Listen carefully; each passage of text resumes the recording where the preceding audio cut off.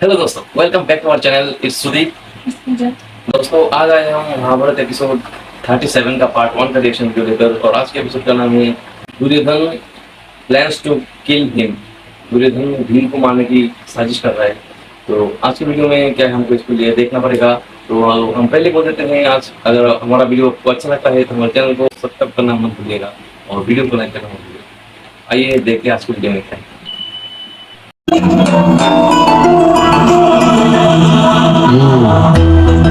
महात्मा, ये आपने कैसे किया महात्मा? ये प्रश्न आश्चर्य से जन्मा है या विद्या सीखने की लालसा से? क्या मैं भी ऐसा अद्भुत कार्य कर सकता हूँ? इस प्रश्न का उत्तर तुम्हारे पितामह तुम्हें देंगे। तुम ये गेंद इन तिनकों से बनी डंडी के साथ ही जाकर उन्हें दिखाना। अर्जुन को सीखने का इच्छा है।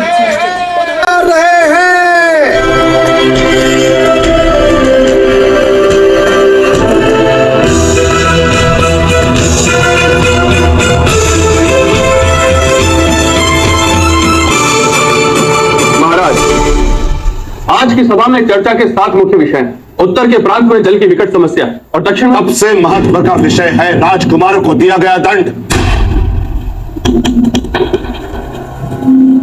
कुलगुरु कृपाचार्य को छोड़कर बाकी सारे सभासद सभा कक्ष से प्रस्थान करें।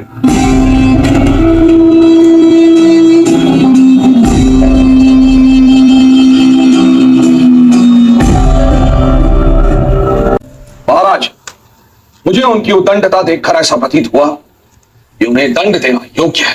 अवश्य ताश्री। प्रश्न आपके निर्णय के विषय में नहीं, प्रश्न केवल इतना है कि क्या कारण था कि पांडु के पुत्र और मेरे पुत्रों के बीच संघर्ष हुआ। पांडु के पुत्रों का ऐसा क्या व्यवहार है कि दुर्योधन का क्रोध अपनी सारी सीमाएं तोड़ देता है? महाराज, चरित्र की परीक्षा अपरिचितों के साथ संबंध होने पर ही होती है। अब तक कुंती और महारानी गांधारी के पुत्र एक दूसरे से परिचित नहीं थे। अब जब उनके साथ रहने का योग उपस्थित हुआ है और ऐसा व्यवहार कर रहा है, ये उसके चरित्र को उजागर करता है। अर्थात सारा दोष मेरे ही पुत्र में है। ये मत है आपका ताश्री? परिवार का प्रेम कवच हो तब तक योग्य है। यदि वो प्रेम शस्त्र बन जाए तो समस्या उपस्थित होती है। महाराज, कदाचित परिवार के प्रेम के कारण ही ये राजकुमार दंड हुए। शास्त्रों एवं परंपराओं ने आदेश दिया है महाराज, राजकुमारों को गुरुकुलों में वास कर विद्या प्राप्त करनी चाहिए। मेरे पुत्रों की परीक्षा करने का सामर्थ्य किस ब्राह्मण में हो सकता है विदुर? कोई ऐसा समर्थ ब्राह्मण, कोई ऐसा शास्त्र और शस्त्र में विद्वान तो हो जो अपने सामर्थ्य से हमें इस गुरु की सभा को मौन कर सके। राजकुमारों को गुरुकुल में भेजा जाएगा।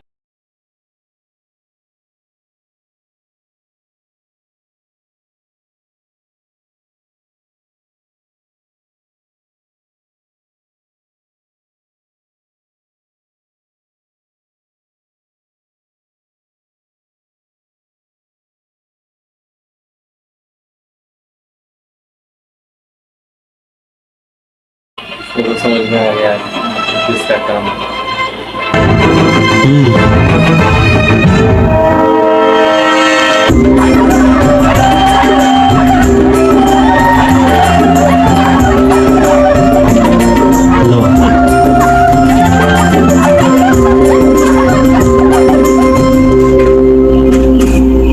भ्राता भीम,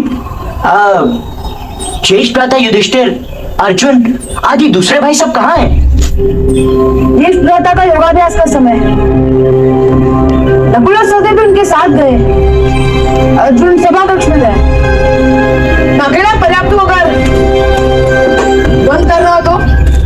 नहीं, द्वंद करने नहीं आए हैं। हम तो आप पांचों के लिए कुछ फल लेकर आए हैं। हाँ, यहाँ से कुछ ही दूर पर एक सुंदर स्थल है, प्रमाण कोटि। वहाँ के वन में तो ऐसे फल उगते हैं, अत्यंत ही मीठे। हम आपके लिए लेकर आए हैं।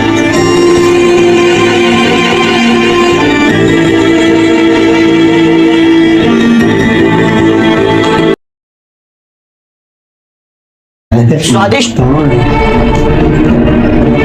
का कोई साजिश है शकुनी और दुर्योधन का।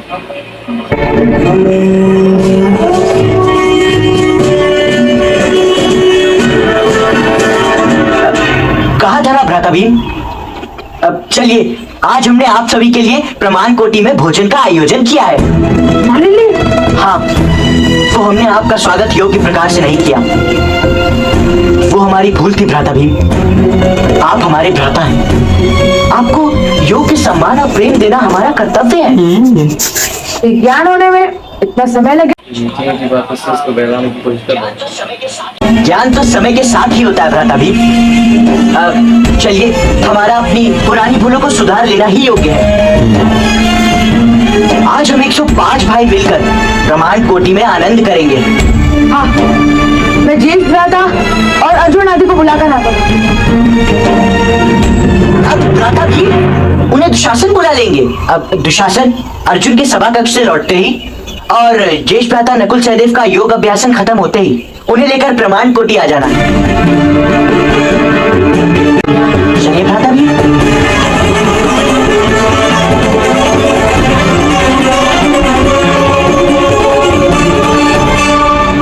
यदि मेरे साथ अकेले चलने में कोई भय लग रहा हो तो कोई बात नहीं, हम कुछ समय पश्चात चलेंगे। किस बात का? चलो चलिए, आइए। तो सीधा सा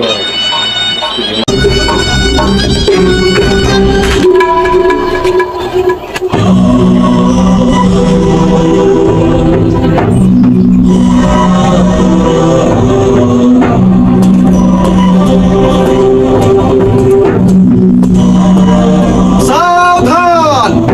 महामहिम गंगा पुत्र भीष्म पधार रहे हैं।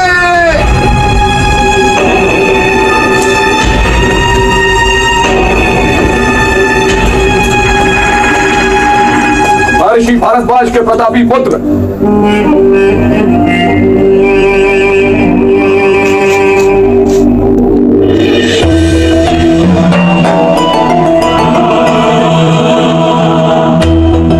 महामहिम भीष्म, प्रणिपात। प्रणिपात द्रोणाचार्य।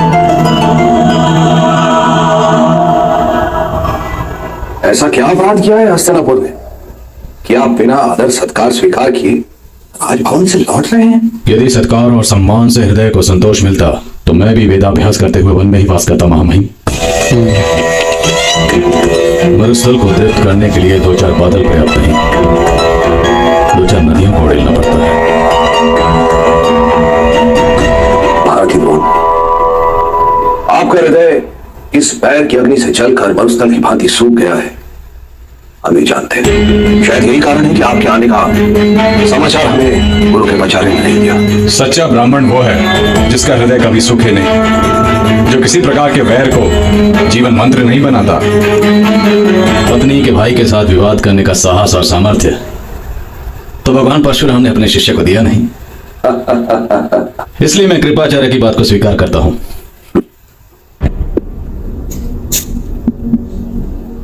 मैं सच्चा ब्राह्मण ना सही, महाबली योद्धा अवश्य हूं। शस्त्र और शास्त्र का अभ्यासी हूं और शिक्षक भी हूं। और हस्तिनापुर को ऐसे ही गुरु की प्रतीक्षा थी जो मिल गए। पधारिए गुरु द्रोण। भीष्म और द्रोणाचार्य दोनों ही परशुराम के शिष्य।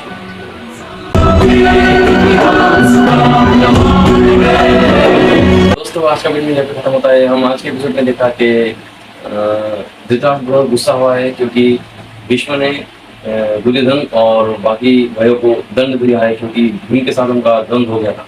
तो उधर भीष्म और विदुर धृतराष्ट्र बोल रहे हैं कि राजकुमारों को, सभी राजकुमारों को गुरुकुल में जाने की दरकार है। एक शिक्षा व्यवस्था उनको चाहिए ताकि उनके चरित्र में उन्नति हो।